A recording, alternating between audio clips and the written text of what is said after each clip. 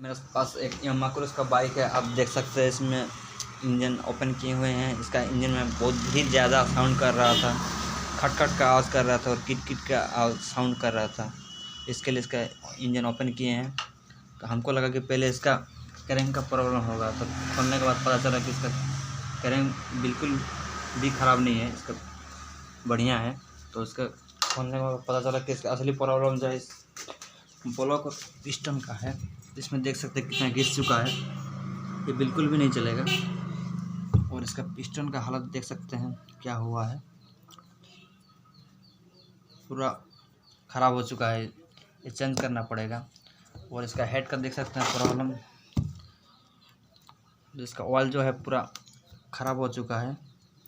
इसका हेड और इसका ब्लॉक में हेड का जो है इसका ऑयल चेंज करना पड़ेगा, और जो ब्लॉक है इसका नया लगाना पड़ेगा। दोनों से इसका काम करने से गाड़ी बिल्कुल सही हो जाएगा। जो गाड़ी स्मोकिंग कर रहा था उसका भी प्रॉब्लम ठीक हो जाएगा।